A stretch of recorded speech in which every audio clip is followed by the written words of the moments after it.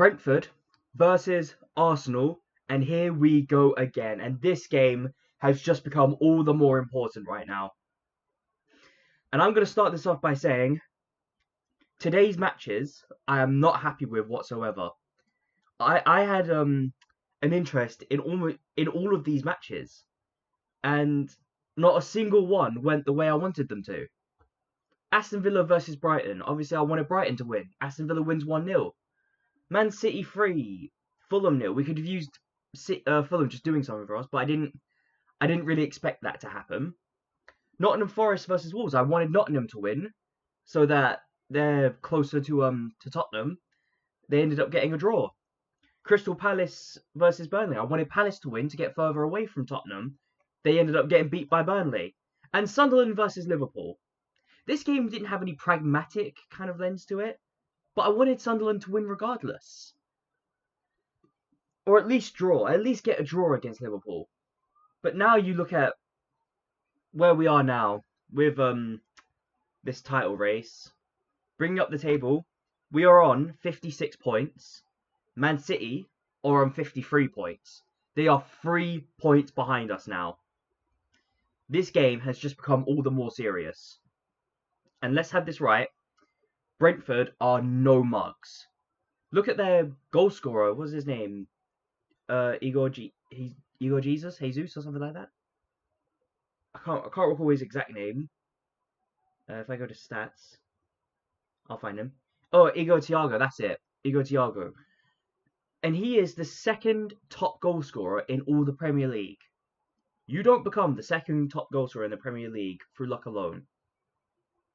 And look, we know how dangerous he is, but we also know how dangerous Brentford are with throw-ins. They're basically the Arsenal equivalent of a throw-ins kind of team. You give them a throw-in and they look dangerous. And that is why this game is going to be a tough battle. That hopefully we can get over the line. But I'll say this now, there's another concern for Arsenal, and that's Kai Havertz. Apparently, he picked up a muscle injury. And they're saying it's not too serious, and that he's only expected to miss the Brentford game, the Wigan game, and the Tottenham game. And then he'll be back, apparently. But even then, he was getting into form. Victor Gyökeres has never been so served in his entire Arsenal career. And yet, Havertz comes in and suddenly everything changes. But we still have Eberechi Eze. And I'll say this now, Eberechi Eze, he's got to show up now. He's got to show up. He's got to put in a shift. He's got to be getting us things that we haven't seen yet. But at the same time, we need to play very aggressive football. As I said, going back to the table, we are only 3 points currently ahead in the league. A draw will do us no good. We have to get all 3 points. Go 59. And then after that, it's Wolves. And we should be beating Wolves, home or away. I understand what happened at Wolves, against Wolves when we played at the Emirates. And that was just a very poor performance from us overall. But hopefully we would have picked... It's already seeming like we've picked up form.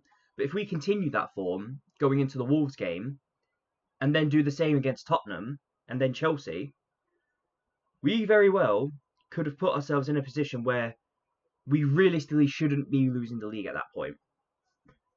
But it very much depends on what Arsenal do, and it also depends on what Man City do.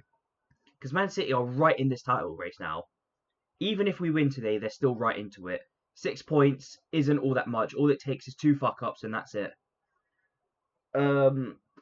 But with the position we're in, I'm hopeful that after today, we'll have 12 games left.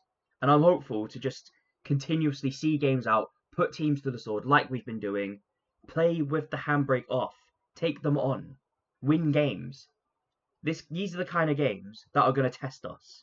And even if we should, in theory, win, on paper with a better team, they're still not going to make it easy for us. And I don't think this gets it any easier as the season progresses. But, regardless, as things stand, we're right knee shit in it right now.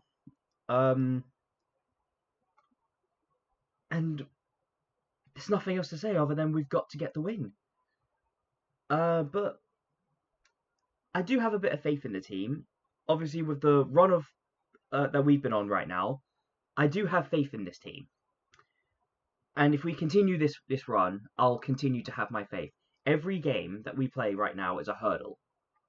And these hurdles that we get over, every time that we get over them, we get a step closer to winning the league.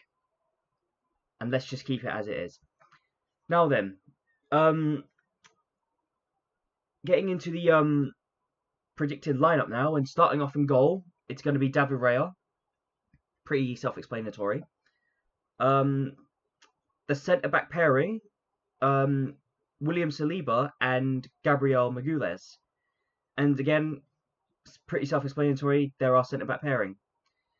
In the right-back, I'm going to go with Yuri Timber. And on the left-back, I'm going to go with Piero Hincapié. And I think Hincapié, he's just made that position his own right now. Genuinely. He looks absolutely phenomenal playing in that position. Calafiori, I'm a bit concerned. I still think he needs a bit of time, so I would substitute him on. But as things stand, Piero Hincapié has been too good to drop. In the midfield, I'm going to go with Martin Zubimendi, who has been absolutely phenomenal ever since that Man United game. Absolutely phenomenal. And there's no other word to describe it. There's nothing else I can say other than that, other than phenomenal. And with him, it's going to be Declan Rice. And Declan Rice, again, his box-to-box midfield, the way he dictates that midfield, we're going to need it badly. And with him, it's going to have to be Eberechi Eze. And as I was saying earlier, Eberechi Eze has got to step up now. He's got to step up. He's got to put his boots on. He's got to put in a performance. Maybe he can get a goal. I'd be absolutely amazed if he can get a goal. And as I say, with this Kai Havertz going out, I'm hopeful that we don't stop giving service to Victor Gyökeres. It's become very clear now that Victor Gyökeres is thriving off of service that he's been having. And we need to keep giving it to him. We need to keep giving him that service, give him the opportunity to score the goals. And it's looking like when you give him those opportunities, 9 times out of 10, he'll put them away. But you can't deny, as things stand, he's picked up on form. And in the attack, as I was talking about, Victor Gyökeres is going to start, obviously, as I was saying. He's picked up form. It'd be too much of a shame to drop him now. And let's keep this kind of run of goals going. Keep that going. Get him the opportunities. 9 times out of 10, he'll put it away. On the left wing, I've gone with Leandro Trossard. And Trossard himself hasn't been having bad games per se.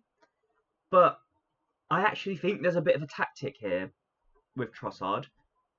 Is that he either plays on the left wing the whole game, and then you substitute Noni Madueke off and bring Martinelli on, and Martinelli does his job in the right wing, or you can take Trossard off, whether or not he's having a good game, and Martinelli will come on fresh, and a fresh Martinelli versus tired defenders, Martinelli's going to thrive against that.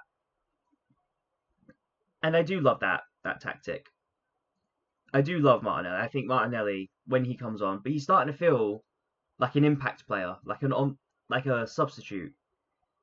But my God, he makes it work. And finally, on the right wing, it's going to have to be Noni Madueke. And Noni Madueke, I do say that he's a great player overall. When he plays direct, he feels so dangerous.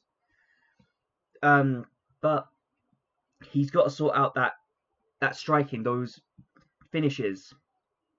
And if he can do that, you can imagine the kind of player that he could be.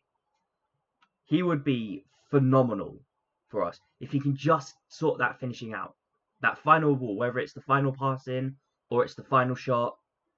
But overall, a very, very great player. And for a player that there was a petition to not sign him, he's really shut everyone up about it. But I just think that all came down really to Victor Gyökeres and how that deal was going at the time. Um, but yeah, that is my match preview for the game. Like, share, and comment, and please do subscribe. It really does help out the channel. And I will see you for the match watch along for Brentford versus Arsenal. Goodbye for now.